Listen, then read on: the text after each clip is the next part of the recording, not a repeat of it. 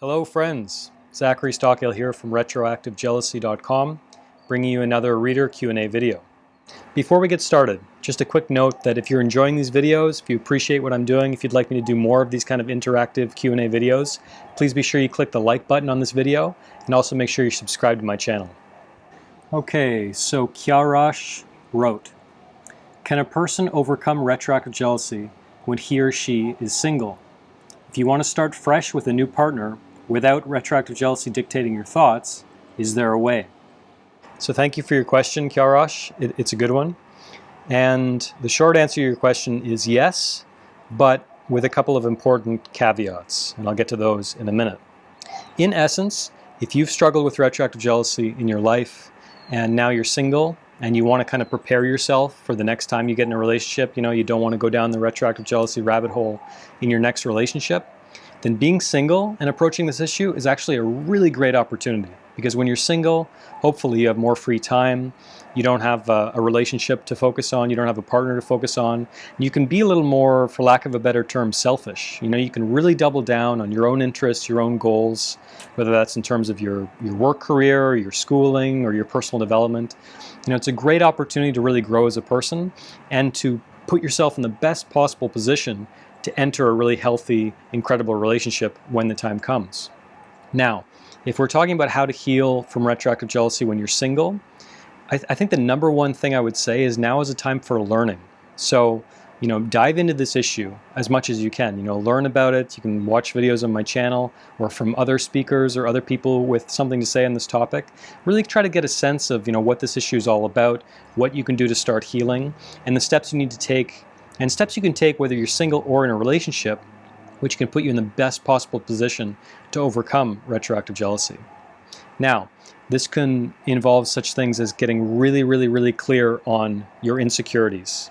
Basically, you can ask yourself, what are the steps I need to take to become the man I want to be? Or if you're a woman watching this, what are the steps I need to take to become the woman I want to be? And these are things you should be doing whether you're in a relationship or you're single. These are just general personal development habits, goals, and things you should be thinking about regardless of your relationship status.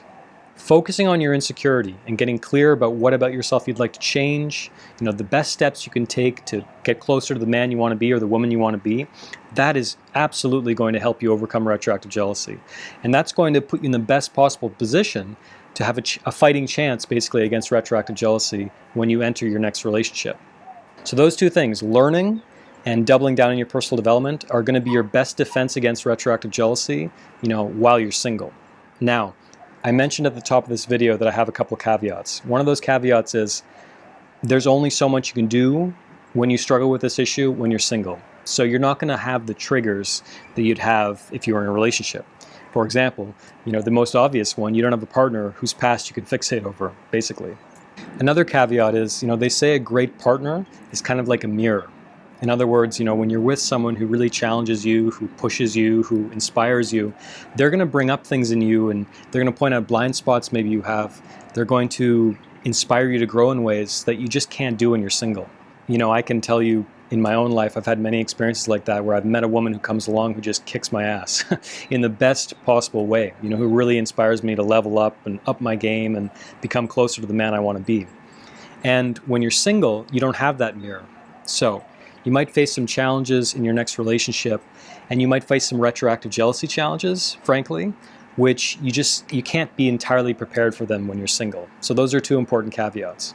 However, if you really double down on your personal development goals and you learn as much as you can about this issue, and just in general about psychology and sex and dating and relationships and maybe your own psychology, maybe now is a great time to talk to a therapist or a coach who can give you greater insights into who you are and the challenges you're still facing and the steps you might be able to take while you're single that can promote the most possible psychological healing.